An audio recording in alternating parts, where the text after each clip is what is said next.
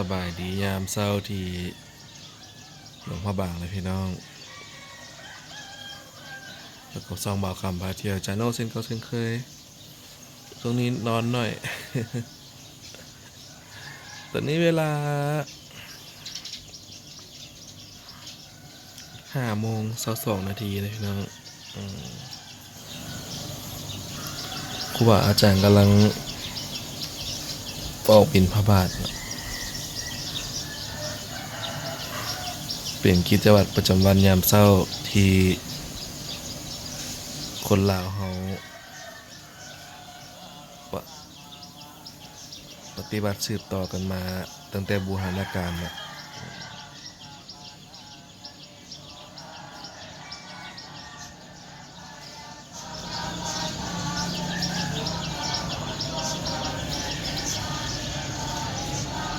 เดี๋ยวบอกคำพาเลาะสำรวจหลวงพ่อบางยามเช้าน้ำกันนะพี่น้องเบิ่งน้ำกันว่าสิเป็นจังไหนติดตามไปน้ำกันนะ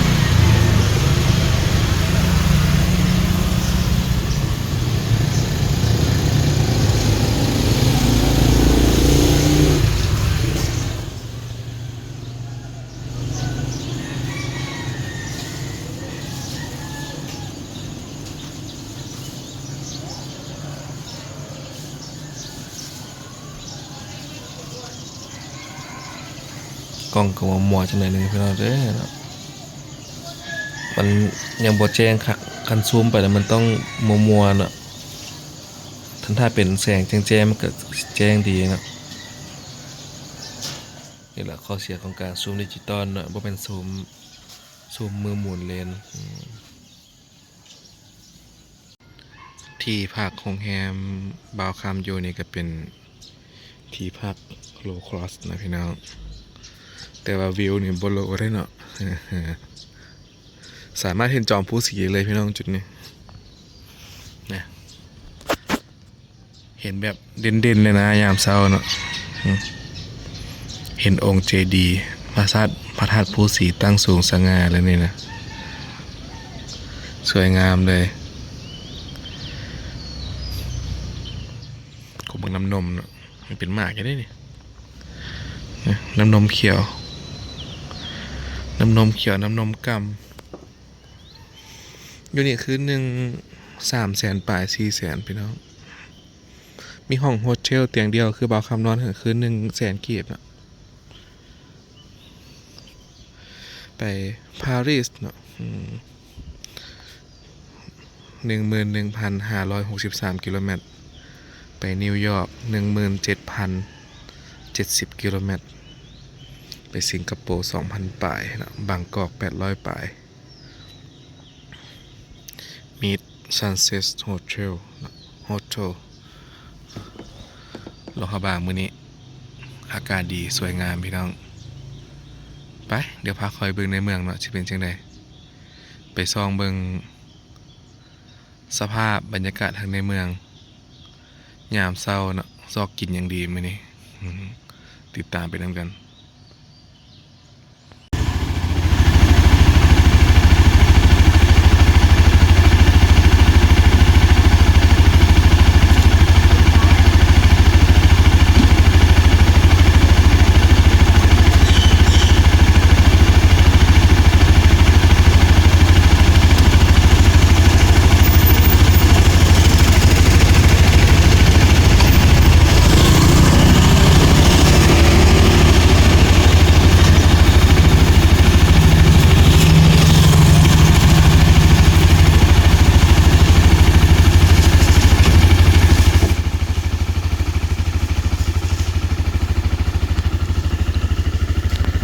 ตักบาทเลยพี่น้องบ่มีล้อน้อยหิวเนาะถ้ามีล้อน้อยหิวที่สะดวกนะต้องได้ใช้กำลังแขนอุ้มบาทอุ้มถุงนั่นเนาะจัวน้อยก็ได้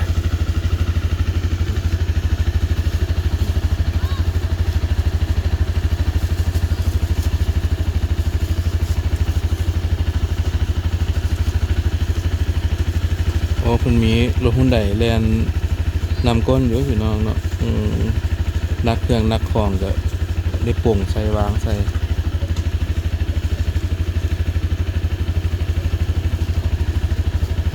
พ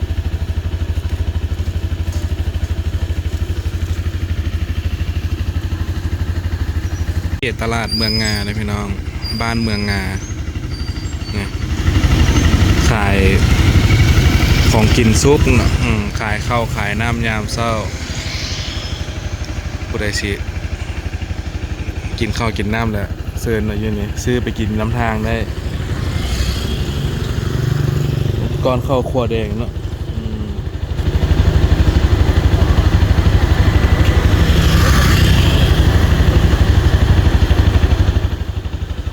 ถ่ายแต่ละมุมให้เบิ่งพี่น้องลงระหว่างยามเช้านะจักสิถ่ายอย่างนั้นเนาะถ่ายทีเล็กทีน้อยให้ได้เบิ่งกันซะติดตามกันว่าจะเห็นยังไงพี่น้องเลยวัดวิสุนนราชเนาะในปัจจุบันเนี่ยหรือว่าพระธาตุบักโมสวยงามคือเก่าพี่น้องสวยงามสมคำล่ำลือคือเก่าเนาะมีเป้าน้ำมันเดียวนะวิสุนนี่เด้ป้าน้ำมันในตำนานใกล้ๆนี่ก็เป็นธาตุโอสถเนาะบ้านธาตุโอสถบ้านหาภัยเนาะบ้านวิสุนอยู่ใกล้กันเนี่ยประมาณนี้แหละเนาะถ่ายให้ได้เบิ่งเล็กๆน้อยๆไปนำกันประกอบภาพว่าหลวงพระบางในช่วงกลางปีเนาะช่วงปีใหม่ลาว2025เป็นจังซี่เด้อเนาะมีหยังเปลี่ยนแปลงเนี่ยก็พอได้อัปเดตไปนำกันพี่น้องเลยบ่เบิ่งก็บ่ฮู้เลยเนาะว่าระยะเดือน1 2เดือน3เดือนปีนึงเปลี่ยนไปจังได๋ซี่นะพอได้เบิ่งนำกันภูสีอยู่ไกลๆพุ่นเลยเนาะเด้อแต่คือสิบ่ได้ขึ้นดอกพี่น้องเอ้ยรู้สึกว่าขึ้นหลายรอบแล้วเนาะกรามขาใหญ่ละขึ้นเติมเดี๋ยวสิใหญ่เติมขานะไว้รอต่อจุดนี้ก็เป็นจุดทางลงภูสีนะพี่น้องเลยวัดธรรมโมญารามธรรมสุวรรณคูหาขึ้นไปนี่ก็เป็นทางขึ้นภูสีเนาะสามารถเห็นขวน้ำคานขวระวางพื้นห้องมาเองบ้านเมืองนากับบ้านเมืองงาเลยพี่น้องขวเล็กตัวนี้เด่นเลยนะเนาะสวยงามเลยเพิ่นตั้งทำเลบนตั้งขวนี่งามเลยเนาะนักท่องเที่ยวหลายคนมักมาถ่ายรูปอยู่วันนี้แต่ก็มีขี้หลายเกี่ยวนี้เนาะเพิ่นก็ระดมกันอยู่คนลงเข้าบางเพิ่นว่าผู้ใดทีมขี้อะไรปั๊บใหม่เนาะบ่ฮู้ว่าเพิ่นยังเฮ็ดบ่ปัจจุบันนี่ก็มองจอปิดเต็มๆอยู่นี่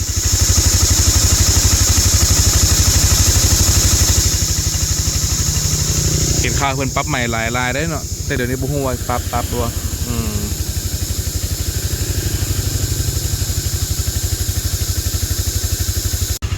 กันเจือนเขตแคมน้ำค้านก็กำลังสร้างนะพี่น้องเนี่ยกันเจือนนะ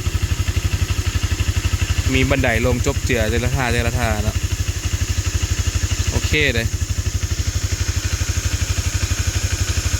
มีขี้ทรายมีขี้หินอ้อมทั้งสองฝากข้างเนาะเดี๋ยวเพิ่นสร้างกันเจือนแล้วนี่อาจจะเป็นแหล่งท่องเที่ยวใหม่ก็เป็นไปได้เนาะเนื่องจากน้ำค้านเนี่ยจะใส่งามเป็นพิเศษถ้าเบิ่งน้ำกันว่าเป็นยังไงอนาคตติดตามไปน้ำกันเนาะกันเจือนน้ำค้านกำลังจะสำเร็จไวๆนี่เนาะ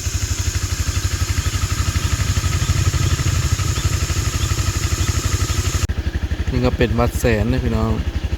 วัดแสนสุขาราม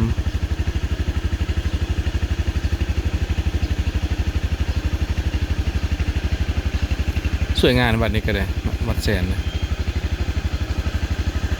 ต่อไปก็เป็นวัดเสียงทองพี่น้อง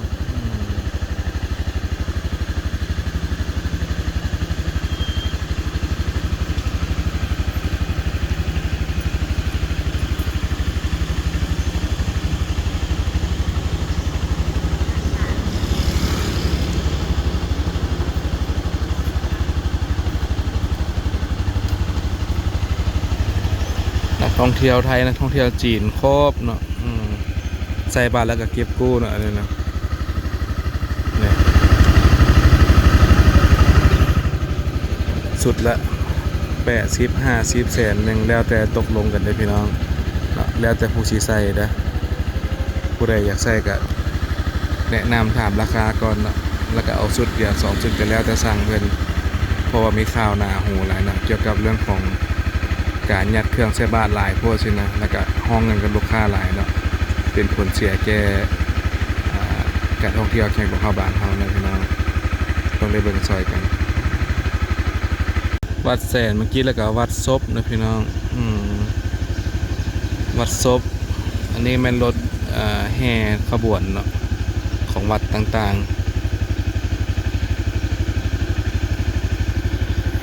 หลายวัดพดพี่น้อง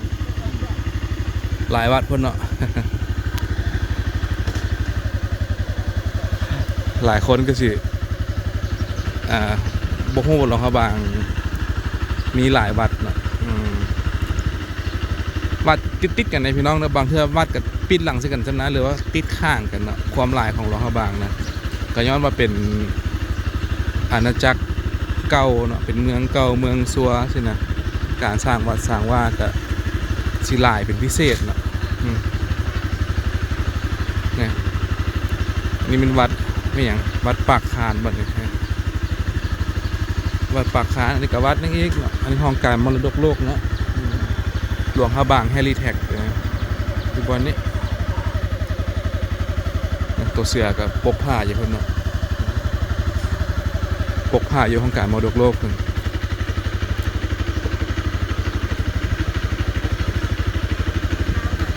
เงินหักสมหวังคีรีกำไสวัดคีรีพี่น้องเจอแล้วเคยมาถ่ายเนาะเคยมาถ่ายให้เอ้ยเพิ่นอยู่เพิ่นอยู่ต่างประเทศบอกมาถ่ายเบิ่งแน่เนาะวัดนี่ก็สำคัญได้ตะกี้เอ้ยกับย่างเลาะอยู่ในวัดได้เนาะมาลิ่นมาเที่ยวมาตะกี้บอลลิ่นหลายได้เนาะก็สิลิ่นอยู่วัดอยู่ว่าฮะแหละเด็กน้อยสมัยตะกี้วัยรุ่นสมัยตะกี้เนาะเดี๋ยวนี้ก็เปลี่ยนแปลงไปตามยุคตามสมัยเนาะวัดคีรี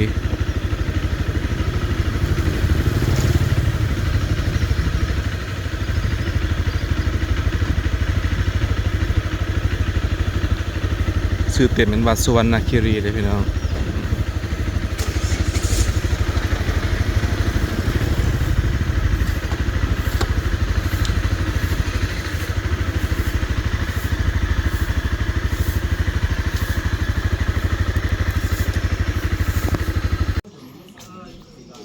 นี่ก็เป็นวัดเสียงทองเนาะวัดเสียงทองน่าจะบ่ต้องให้บอกว่าเป็นจังได๋นะพี่น้อง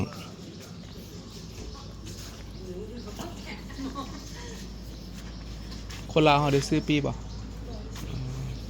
คนลาวบ่ได้ซื้อนะพี่น้องคนต่างประเทศ 30,000 เนาะวัดเสียงทองไซเนี่ยโรหารามทิบดีมหาวิหารนะบ่ต้องให้บรรยายหลายนะพี่น้องวัดนี้เป็นวัดที่สำคัญอันดับต้นๆในหลวงพระบางก็ว่าได้นะจะมี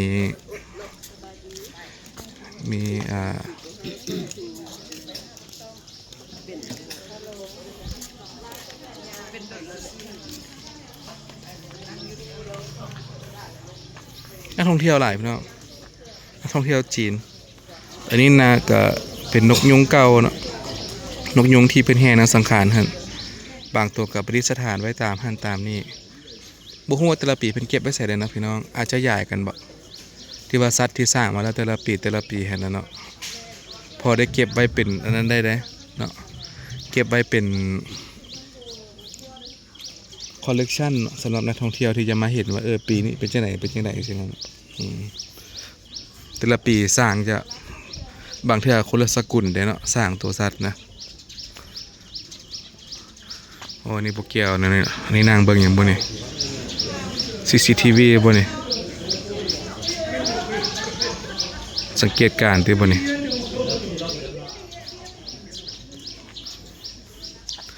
ด้านหลังก็เป็นต้นไม้มณีโคตรตัวแก้วเกียบอะไรพี่น้องจำขวาก็เป็นบอล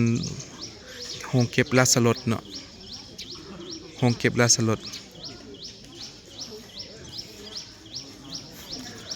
น่าจะบ่อยบรรยายหลายพี่น้องก็ประมาณนี้แหละ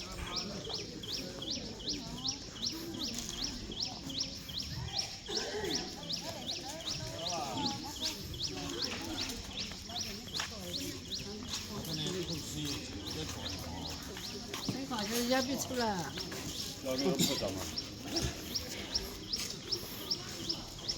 ซองเบิ่งจัก5 วินาทีนะพี่น้องนี่บอลเก็บล่าสลด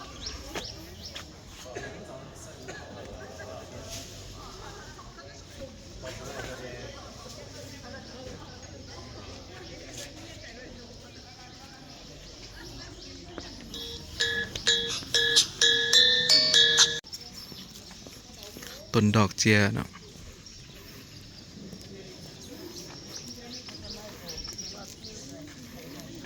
นักสถานกสิมากราบใบพี่น้องเนาะวัดธาตุน้อยธาตุใหญ่ก็น่าจะเกี่ยวกับเรื่องของพระมเหสีของเจ้าพระมหาชีวิตสมัยตะกี้เนาะ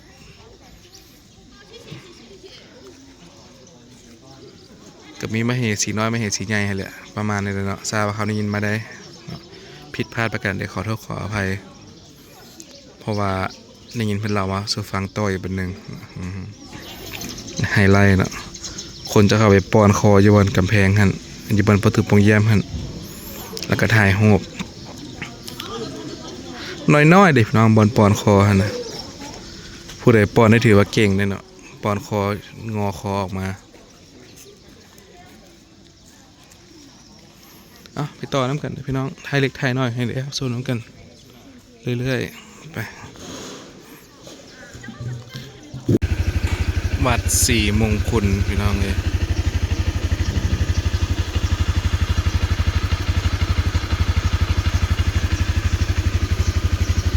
ตัวเสือนี่มันตัวสิงนี่มันตาแดงขนาดเนาะ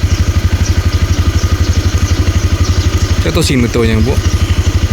ราชสีบอกเลยว่าจังใดว่าสีมงคลไสยรามหลายวัดต่อกันเลยกันพี่น้องกำแพงขั้นน้อยเนี่ยมันตกขั้นนี้เนาะวัดแสนวัดอย่างต่อกันไปแหละหลายวัดโคตร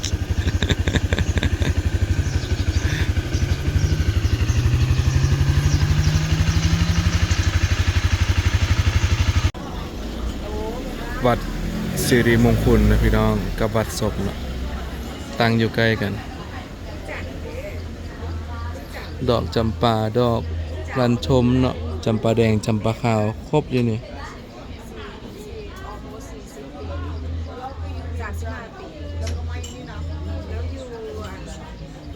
นักท่องเที่ยวก็หลายแล้วเนาะอาจจะตื่นสวยนิดนึงนะลิ้นปีใหม่มวนเพิ่นมากินขนมเรือบันตงเลยพี่น้องตะกี้เวียงจันทร์มีตอนนี้เวียงจันทร์บ่มีแล้วเนาะครับหัวหน้าปอด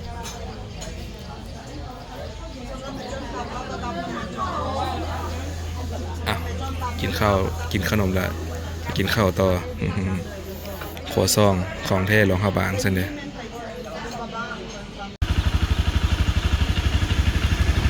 โรงเรียนประถมสมบูรณ์หลวงพระบางพี่น้องอยู่บ้านวัดหนองเนาะตัวนี้ข้างหน้าก็เป็นชุมชนเขตบ้านเจ็กนั่นแหละบริษัท Green Adventure เขตนี้ถือว่าที่ดินราคาแพงอันดับที่หนึ่งในหลวงพระบางเลยพี่น้องเขตบ้านเจกเขตถนนตัวนี้นะกบขามเนี่ยก็ใหญ่แท้ใหญ่ว่าเนาะจากปีแล้วบุนี่เดินตั้งแต่สมัยสงครามพอดีบ่เนาะสมัยสงครามพอดีบ่ใหญ่พี่น้องกบขามยังออกมากเท่าสมือนี่เนาะต่อน้ำกันถ่ายเรื่อยๆคอยถ่ายให้หน่อยได้เป็นกันพี่น้องนี่ก็แมนเส้นในตำนานเส้นบ้านเจกเครื่องของเต้มพี่น้องเจได้แต่ป้ายโฆษณาจากหลายคนเนาะที่จริงควรเอาป้ายอื่นมาใส่อันนี้ป้ายอันนี้ใส่แต่รู้สึกว่าจังไหนปุ๊บแหละรู้สึกว่าเขาให้ความสำคัญเกี่ยวกับเรื่องของนี้เกินไปเนาะเรื่องของเราอย่าปะแป้งเกินไปเกินงามมาสั้นๆนะเกินงามถึกผิดพลาดผู้ใดขอถึกผิดพลาดประกาศเลยขอทุกขออภัยที่พี่น้องเด้อเนาะ บ่คำคิดว่าป้ายมันหลายเกินไปโหอยู่ว่าคนกินของแบบนี้หลายแล้วเนาะควรจะเฮ็ดให้มันเรียบง่ายหรือว่าเอกลักษณ์ตัวอื่นมาใส่เนาะ อันนี้มันป้ายเต็มอักลากเลยนะเอาเบิ่งเอาซะเนาะถึกใจผู้ใดก็แล้วไปเนาะบ่ถึกใจเขาต้องขออภัยเลือกขวดในเฮือนจันทร์พี่น้องเฮือนเจ้าขุนมุนนายเก่าเนาะเฮือนจันทร์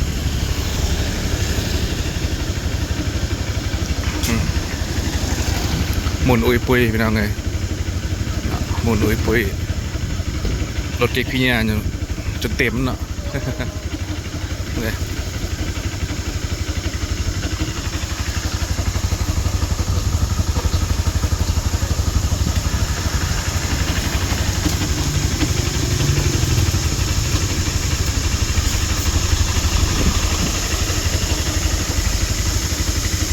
ห่อผ้าเก็บห่อผ้าบางนะพี่น้องห่อผ้าบางเวที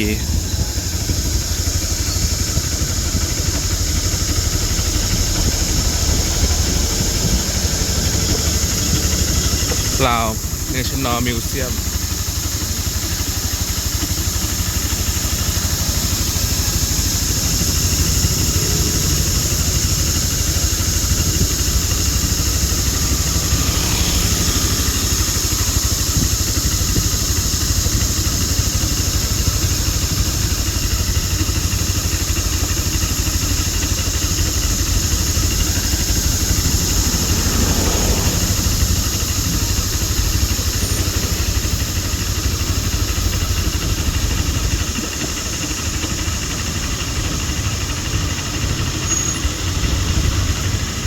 นี่วัดใหม่เลยพี่น้อง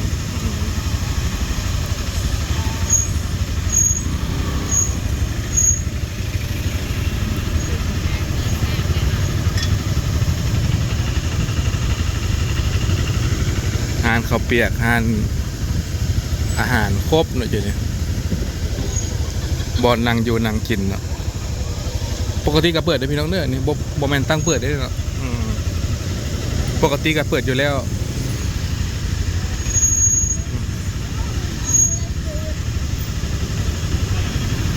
ตลาดเช้าเนาะเมื่อยรอแล้วตลาดเช้านี่จะไปรอจะเติมบ่ครับก็ได้ไปครบแล้วเนาะ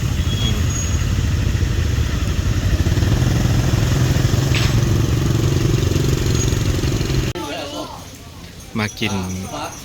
ข้าวเปียกเจ้าดังเลยพี่น้องมานี่ต้องได้มาเพื่อนว่าข้าวเปียกกาแฟภาษานิยมเอาซอกบนนั่งกันเอานี่จิ้มเดี๋ยวดูให้จะเอาน้ำดื่มหน่อยบุญเย็นก็กินยังบ่ข้าวซอยมีบ่เขาซอยมีเขากินข้าวซอยเขาเป็นเส้นใหญ่เลยเด้อเลยข้าวซอยให้เราเดี๋ยวเลยฮัลโหลเนี่ยวัวเลยร้านข้าวเปียกเส้นยาเพิ่นเด้ข้าวซอยข้าวเปียกเป็นไงซอยหนึ่งโดยไข่อันนี้เอาอันนี้นะ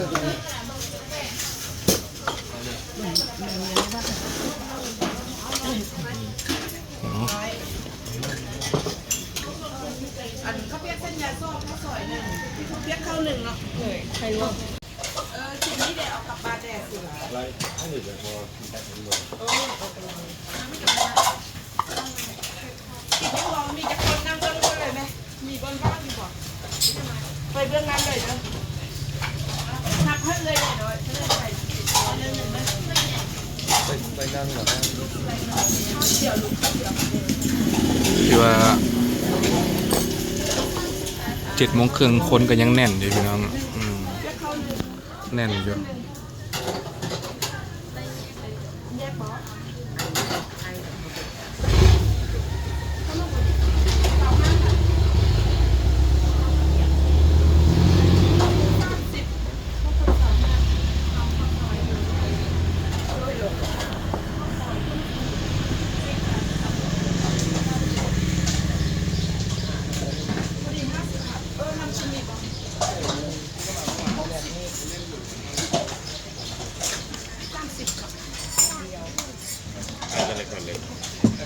ค่า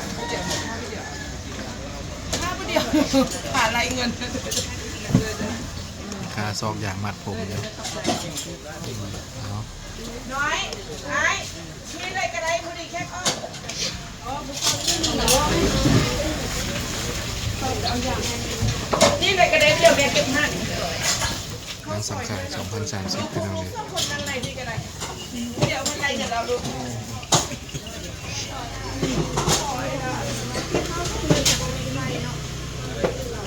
ใจได้งัวเลย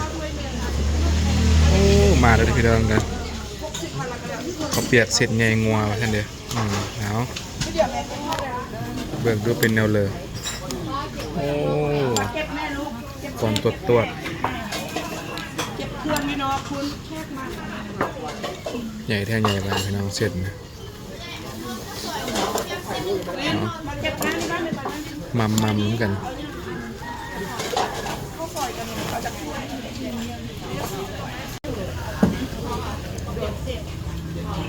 และเซ็ตสงวนถ้วยหนึ่ง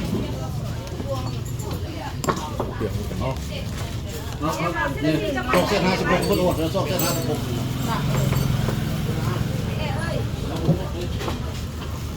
ตักให้เราเด้อมีจักคนหน่อย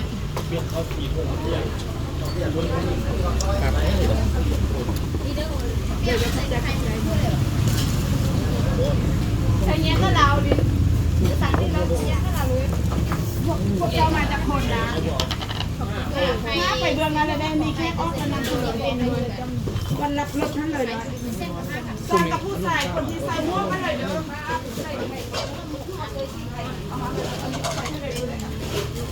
เส้นสีแดงค่ะ เขาบ่อยมากนี่เด้อ ฟ้าที่หนึ่งบวกค่ะ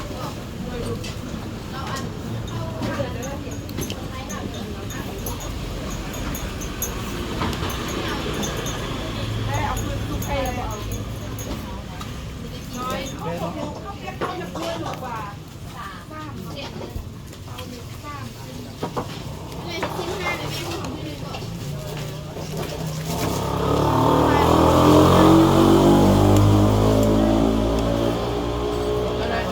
เอาซีนใส่เนี่ยเดี๋ยวดูสไทยพอเลยดังหน้านี่เลยกันแม่เส้นเล็กข้าวซอยดูหน้านี่เอาซีนใส่กินยังบอหาสร้างคนนะอายเจ้านั่งตายตัว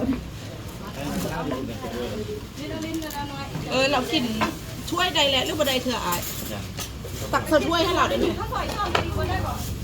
ดูตรงหน้าของพี่เพชรไหมถ้ามันเราใส่แหละอันนั้นตึงหัว เขียนเข้าซองเส้นหนึ่ง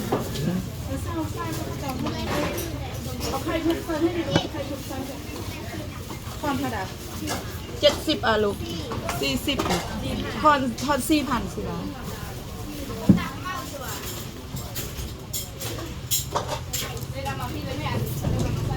เอา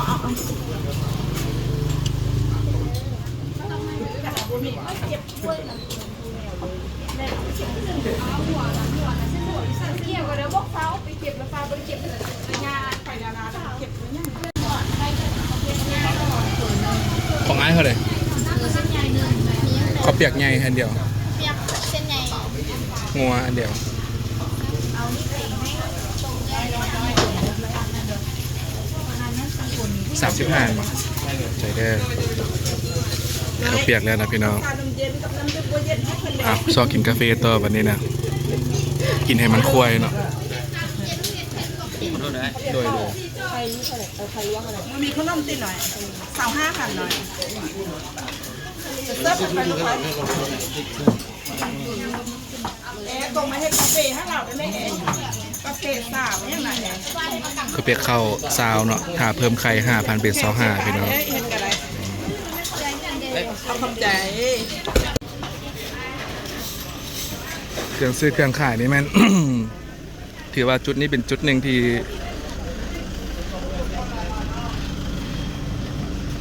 นักท่องเที่ยวพลาดบ่ได้ว่าซะเนาะพลาดบ่ได้เลยแหละ อ่ะเดี๋ยวเราเดินทางต่อแล้วพบกันใหม่ในคลิปหน้าเลยพี่น้องกินกาแฟต่อไปเนี่ยไปเส้นสี่แยกตลาดมืดนะพี่น้อง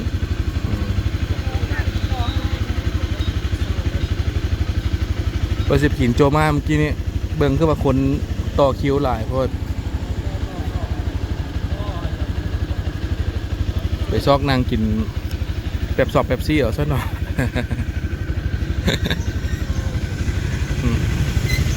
นักท่องเที่ยวก็หลายพอสมควร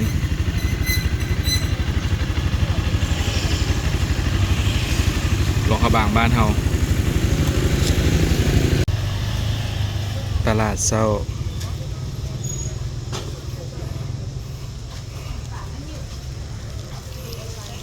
ถุงเท่าไหร่เนาะเอ้ยนี่6 มัดเนาะเอ้ยเนาะ6 มัด13 มัดแสนมาได้ป่ะมาเอาโอนในตี้นะหนังยำเจ้าประจำนะพี่น้อง ไปมาต้องได้ซื้อห้านเราเนี่ยซอกบ่ยากเลยเนาะผู้ใดซอกเป็นก็ถือว่าสุดละยางมันเลยเป็นฮอดห้านแล้วก็หนังยำหลวงพระบางเค็มๆนัวๆพอดีนะพี่น้องห้านเราบุยบอลไปแล้วซื้อแต่หนังยำไปแล้วพอละ เดี๋ยวจ่ายเงินเพื่อนกันพี่น้องแนะนำเด้อผู้ใดมากินหนังยำนี่ห้านนี่เลยในเรื่องคัก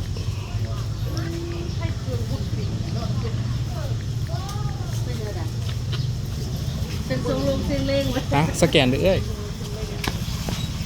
สแกน200,000ได้ป่ะเนี่ย ได้ เอา100,000ได้ป่ะได้น่ะ3ได้ป่ะได้ป่ะคันได้จะทำไหมครับได้อยู่ที่เนาะเขาเมื่อยไปกดตู้เทมเบื้องหน้าเขาเนี่ยขอบใจเด้อมาเอาหนังยำแล้วเอาเงินเป็นพร้อมพี่น้อง เดินทางต่อในแนวเมื่อตอนพี่น้องแล้วเนาะ รู้สึกเมื่อยเห็นอะไรพี่น้องบอกคำพาเลาะ800 รอบแล้วตลาดเซาทางอาเมเนี่ยสักการ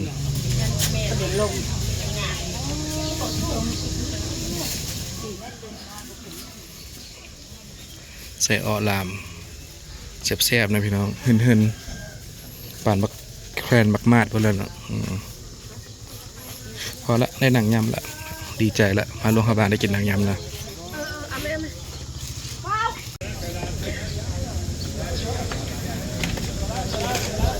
โจเจอยู่นี่เนาะแน่นอนว่าเป็นสีจิ้งผิงนะพี่น้อง ลูกหลานสีจิ้งผิงไปเลยนี่นะจอแจอยู่นี่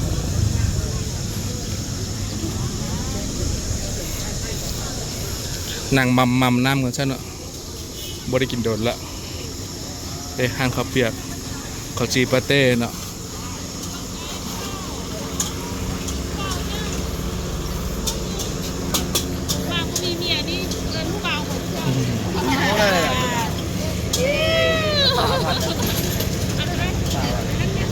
เจ้าเขาไหนอ่ะเจ้าเป็น60 ค่ะน้ำมะขามกับเอง อันนี้เด้ใช่กินจักกบได้เนาะ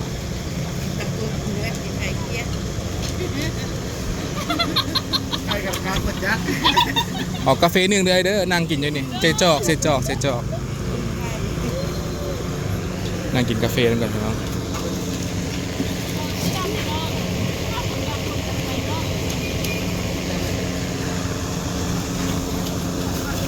ไอ้ละมอนมันนาน มีข้าวจีปาเต้มีครัวซองมีน้ำเต้าหู้นี่งาดำเหมือนกันปะเนี่ยงาดำเต้าหู้น้ำมะกะทันพี่น้องมันก็กาแฟแซ่บเนาะนี่ของแท้นะใส่แกนอีตูพร้อมเลยนะของแท้อีหลีของไข่กบปะเนี่ยมันไข่เขียดบ่คนน้อยๆแท้ไข่กบใหญ่กว่านี้นี่แซ่บบ่ แซ่บหลายขายน้ำซียางบอกกินกินเป๊ปซี่ โดย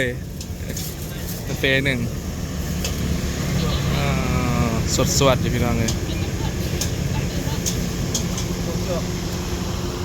อ่ะกินกาแฟกันจึงว่ากันเนาะ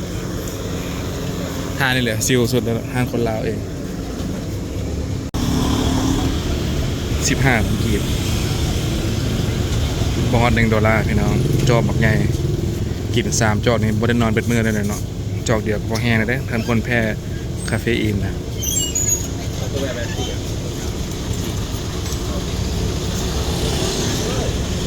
นั่งอยู่หน้าวัดใหม่รถเนาะ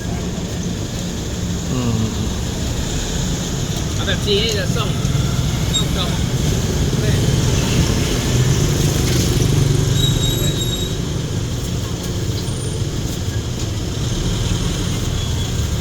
นั่งอยู่หน้าวัดใหม่นี่รถ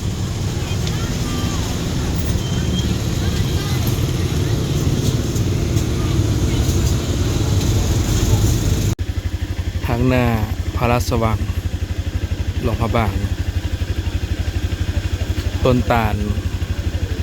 สูงใหญ่พี่น้องนี่ก็ทางขึ้นภูสีเนาะ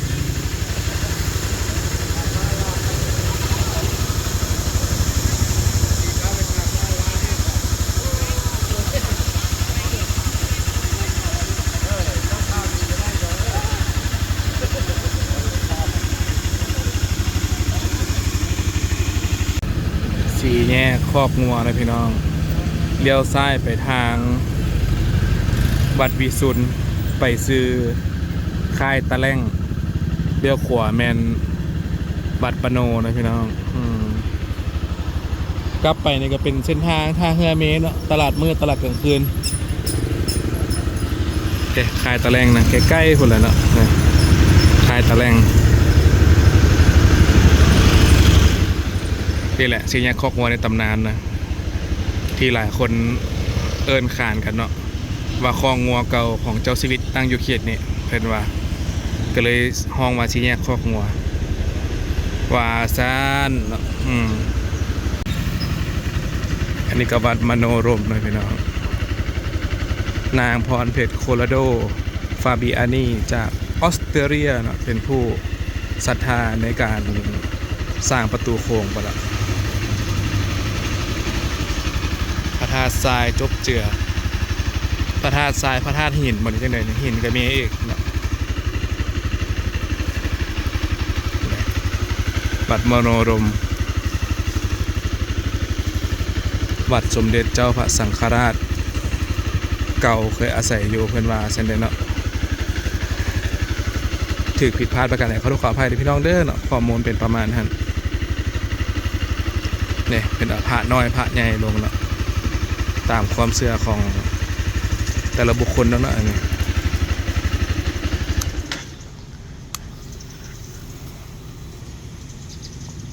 หอพระน้อยพี่น้องกราบวิงวอนขอพรสิ่งศักดิ์สิทธิ์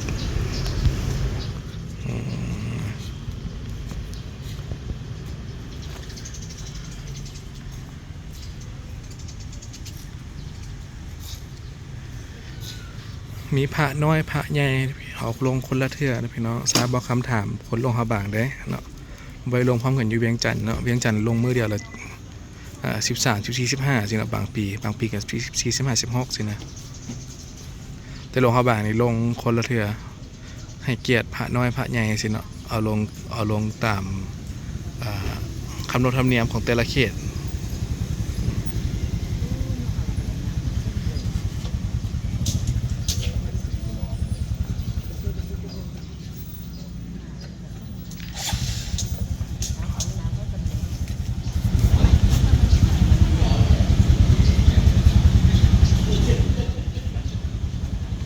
วัดท่าหลวงนะพี่น้องโรงงานตัวนี้สร้างแล้วเนาะหากันแล้ววัดมาได้นี่โจเอซิสนี่เนาะพวกว่าเท่าใดเนี่ยหากระสร้างแล้วเนาะวุ่นในได้หนึ่งขับรถนี่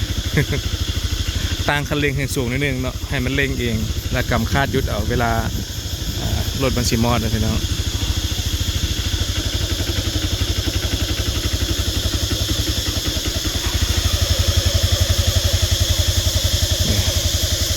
ทรงสีมอนเขาก็โยกขาลงก้อนเนาะให้มันดันเบรกซอยวัดธาตุหลวงเลยนะ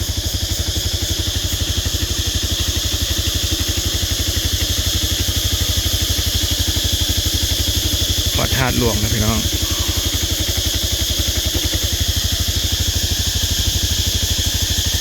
เน่งรถเป็นหนึ่งก่อน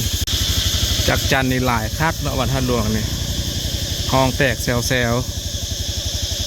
หลังคาบูรณะดูแล้วนะเรียบร้อยเลยพี่น้องเด้อวัดธาตุหลวงพระพุทธรูปกับอ้อมหอบอยู่เต็มเลยแล้วเนาะท้าสีท้าสันแปลงหลังคาแปลงดินคออย่างเรียบร้อยไปละพระธาตุใหญ่โตมโหฬารพี่น้องธาตุหลวงสวยงามเด่นอีกเลยเนาะนี่ก็เดินธาตุหลวงเนาะโบสถ์เต็มอยู่เลยโบสถ์ขายเครื่องขายของ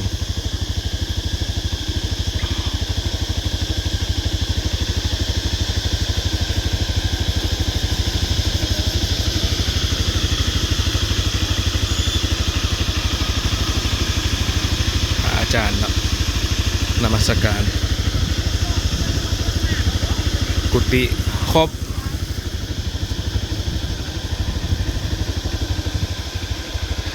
พระธาตุหลวงในปัจจุบันธาตุหลวงธาตุใหญ่ไว้ซะเนาะบ่เป็นธาตุหลวงเวียงจันทน์เนี่ยต่างหากนั่นเนาะคนละหลวง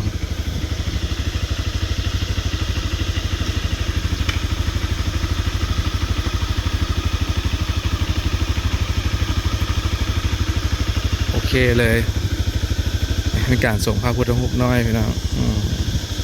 ตักน้ำหดส่งเนาะเดินทางต่อทายหลายแล้วบอกคราวนี้เริ่มปวดแขนแล้วเนาะจึงว่ากันต่อเดี๋ยวไปเลาะตื่มเนาะ พอกันเมนูอาหารที่พักพี่น้อง 93,000นอนห้องเตียงรวมเนาะเป็นบอกนะพี่น้องเป็นโดมแซ่บๆเลยอาหารกับพอแห้งแล้วเนาะ